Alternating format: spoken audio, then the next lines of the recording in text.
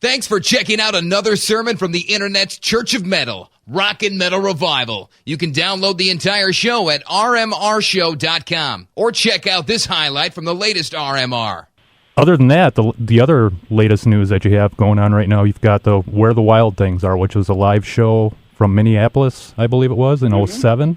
Uh-huh. Now, is there a significance to that show that you're releasing that? Why not a different show? Or Well, when you go to when I go to put together a live project or any project, I kind of try to have it pretty much nailed down in my head beforehand. And one of the reasons I wanted to get out on tour was so I could make a DVD. And I decided to put a band together that was unique to anything I had put together in the past. And I knew that two violinists were going to work really well with my music because although people hear violin, they think classical. There's nothing remotely classical about what I do, except that sometimes it's pretty avant-garde. But having said that,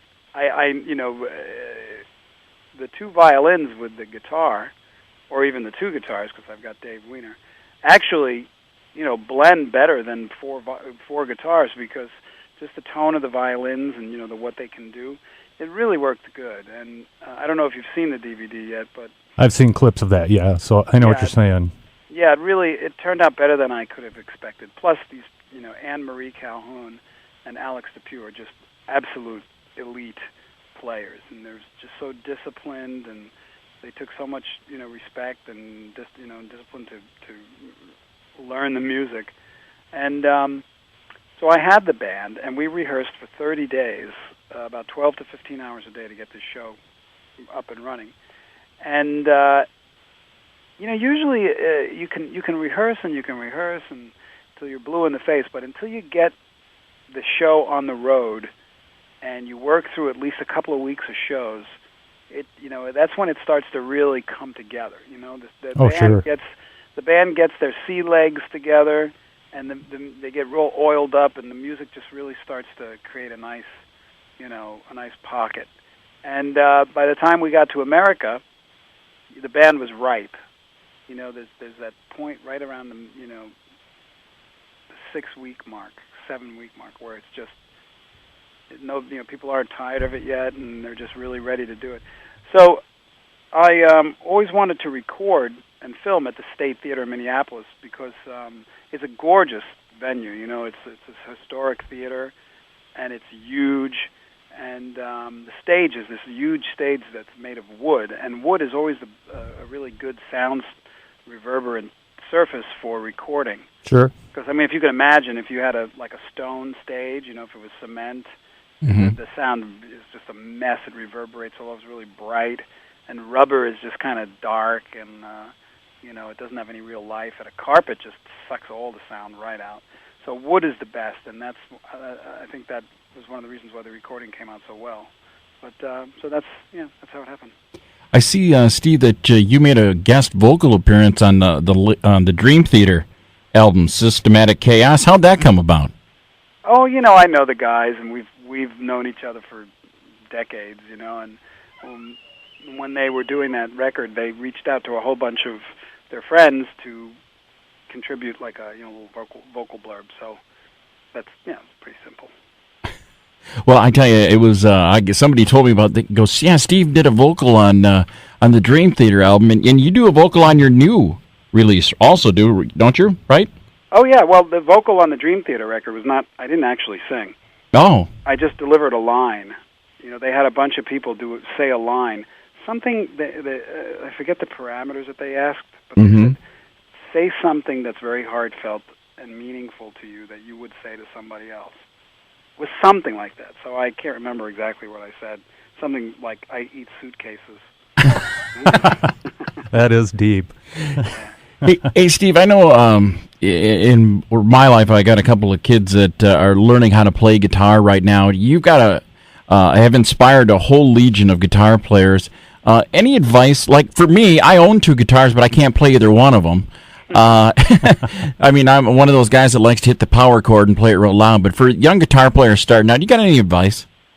Yeah, if your father has 2 guitars he's not using, grab them. Well, I mean, the advice that I always give is basically try to find out what it is that you love the most, and the thing that excites you the most, whether it's playing the guitar, whether it's writing songs, whether it's being a virtuoso, whether it's just being, a rhythm guy in a band, or if you want to be the next John Cougar Mellencamp, or, the next mixer, producer, whatever it is, explore. And when you find what it is that you see real clear, that you really enjoy, then embrace it and just pound it and pound it. But having said that, everybody should play the guitar. I wish I could. I wish I could. Well, you could. You gotta devote just a little bit of time. That's what I really honestly, if people have said you can hear music, you should be able to play it. I'm like, it's a lot easier. It's a lot harder than people think. I mean, it's just not something you just pick up and do. Yeah, unless you're just specially gifted or something. Exactly. I can't ever imagine Prince struggling to play anything. Oh my God! No kidding. Hey, Steve, we've got a friend of the show, Mike Stone, and he was on here a little bit ago, and he was telling us about Little Kids Rock, and I see that you're a supporter of that, and tell us how you got involved with that. Oh, I'm involved in quite a few organizations like that because, it's nice to give back and it's easy, and so I get involved whenever I can, and there's the Little Kid Rocks was something that came across the desk, and I read it, and I just thought it was a wonderful opportunity, and it worked out good. I'm also involved in this charity, Hollywood Arts, and they're located on Wilcox in Hollywood, and very amazing little thing that they're building there. They take homeless and at-risk teens from the streets and bring them in and put creative tools in their hands. And I've seen it work just wonders. As a matter of fact, when I had the premiere for Where the Wild Things Are at the Egyptian Theater in Hollywood, we used it as a fundraiser for for Hollywood Arts, and I got auction items contributed by so many people. I mean, we got something from Madonna, Pee Wee Herman, Tom Waits, Metallica. It's amazing. And we raised a lot of money. And, it's just a way to kind of keep involved and give back. I also see that you're part of the Make a Noise Foundation. And for people who don't understand what that is, could you tell us a little bit about that? Yeah, that's actually my organization. I started that. And I started that a while ago, years ago, because through the years I get all of this gear, from various companies, and I use it for a while, and then it just sits and collects dust, and I can't really sell it because I get it for free, so it's a little weird selling it. So I thought, let me sell it and put the money into this charitable organization. And then a lot of my fans heard about it, and they started making contributions. So then I would sell certain things to raise money.